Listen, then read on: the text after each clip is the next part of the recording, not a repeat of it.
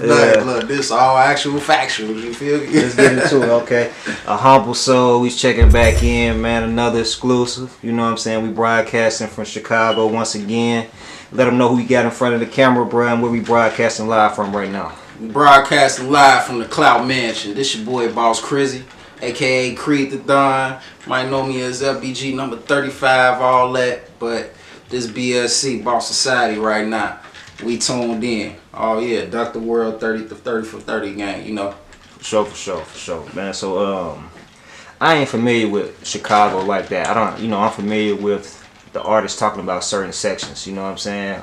Particularly on the south side, the east side, but like with you coming up, bro, like what areas did you kind of blossom? You know what I'm saying? What areas, where did you come up, bro? Like where did you jump off the porch? Like where I really jumped off the porch is when I moved on 63rd. I was born and raised on the low end, out of B. Wills housing projects, 39th, for everybody that know. If you know, you know. Moved to 63rd. A lot of us migrated in that area too, but everybody from the low end got spread out when our projects got tore down. You feel me? Mm-hmm. So I moved to 63rd.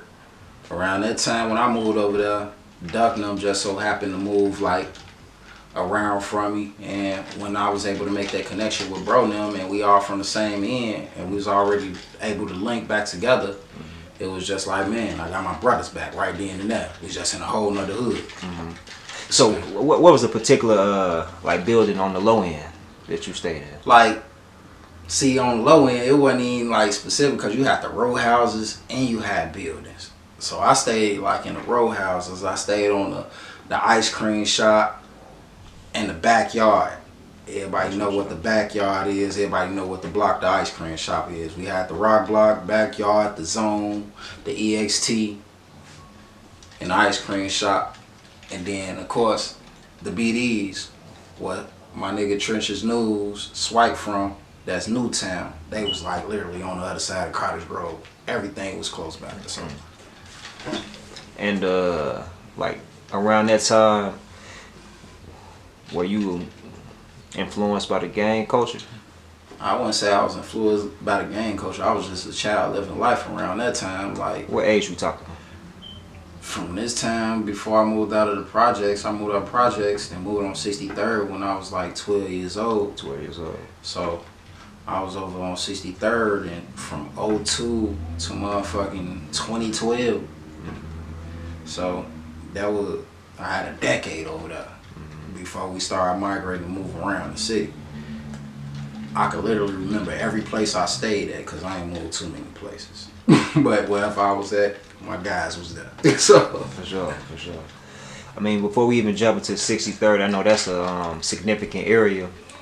Like going back to the low end, do you have like any like favorite memories, and what was your household like coming up, bro? Man, like I said, it was a fun time growing up as a child. It ain't like today's generation. When we was younger, we was able to go outside, play a pickup game of football where you see the guys outside and we all want to play football. Mm-hmm. Or we all want to play baseball. We used to play piggy and shit like that, man.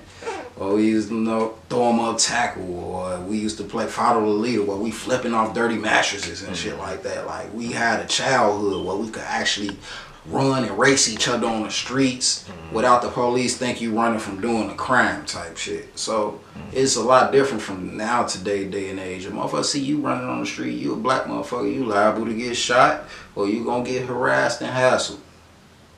You can't go outside and have the same type of fun that you used to have as a child because it's, man, a lot more dangerous, I ain't gonna lie. But that's only if you moving wrong too at the same time, because a lot of people ain't moving right, a lot of people moving wrong, a lot of people patience is at zero. So in Chicago it's a can't go mentality. You ain't gonna let no nigga hold you, ain't gonna let no bitch hold you. That's how it is. A lot of people mentality is a lot stronger on that nowadays because of the younger generation and the influence on music. I wouldn't say it's necessarily got to do with music, but the influences and the people that they come up around is a lot, 100 times harder than how it was back in the day as I was a shorty. Damn, bro. I mean, was you even saying that like a pretty much zero tolerant type of mind frame? Do you feel like it's anything wrong with like avoiding stuff or letting stuff slide, dog? I don't feel no problem wrong with it, cause at the end of the day, you thinking about your well-being For sure. and where you want to be at in life. So you thinking about you want to go out and slide and do this and that and the third to somebody, but you ain't thinking about, you might be able to do that, but afterwards you're gonna be looking over your shoulder. You're gonna be paranoid for the rest of your life. Don't nobody want to live with that type of conscience. You want, like me, I want to live comfortable. Yeah. I done a lot of shit in my life, but hey, the people that know about it, I could literally say it. The people that know about what I done, they did. And the shit that we've done together is what we go to the grave with. Everything ain't meant to be said. So I'm one of them original, like, no, I don't do all that gossiping. Yeah, folks went to shot. I remember the day folks did this, hit that. No, you ain't gonna get that up out of me like that. No.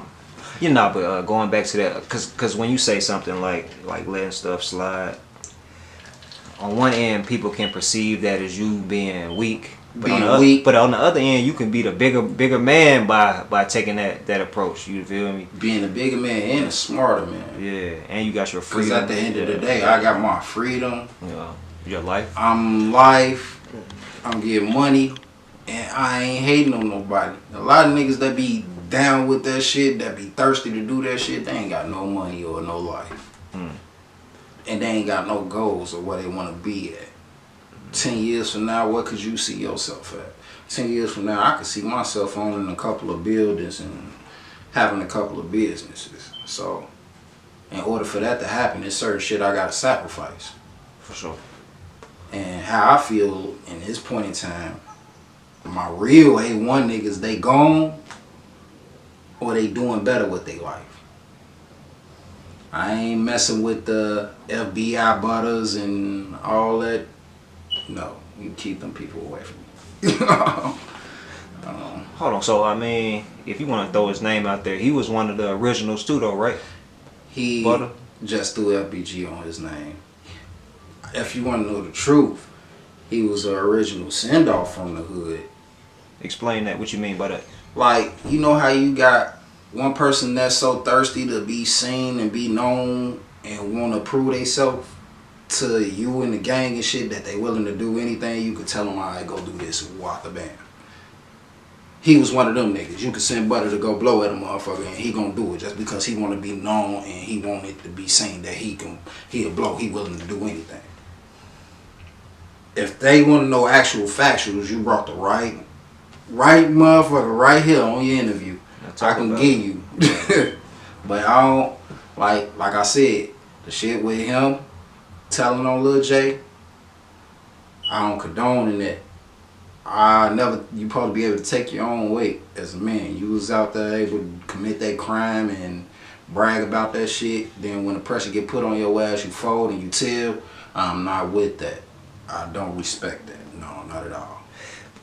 Bro, for the people tuning in who may not be familiar with the situation, can you just give them just like a brief overview of the case you talking about and why you consider him to be a snitch? I mean, that's what you saying in so many words. You and him go on a case for murder. It's not even that the person that y'all went to shoot, that person didn't even die. He ended up shooting back and killing a motherfucker that was with y'all. And the body got put on y'all. But your reason for telling, because you wanted to get out so quick, first the females folded and told on both of their ass, which made them apply pressure on each other. And Butter told first. It was on camera. And that shit got out there. Lil J, they say he said some things, but by him being Cloud Lord and having the power that he got, motherfuckers is more than likely to believe Lil J than they believe Butter. But man, I heard his name was on some shit too. He told some shit too. It was a tell on each other situation, because both of them niggas wanted to get out. No matter how you look at the situation, they both wanted to get out. They couldn't take that pressure, bro. Somebody else's body getting put on them, and they didn't even do the body. Y'all didn't complete y'all mission, bro. And y'all told on each other. I don't respect that shit. So everybody called Butter a rat, because he told the most. But Lil J got to take his fault on some of that shit too. He told some shit too. Else they wouldn't have been serving as long as they served. Bruh, but I mean, just to be fair, you making these statements off of hearsay, or you actually know this is a fact? I actually know this. Actual factuals. I'm not gonna tell you no hearsay. Actual factuals. It's just I don't speak on certain things, but when I start seeing stuff getting, alright, now y'all over exaggerating and y'all saying this and that to make y'all self look good. Sometimes I feel like, alright, now you need somebody real to come put everything in line and everything in check.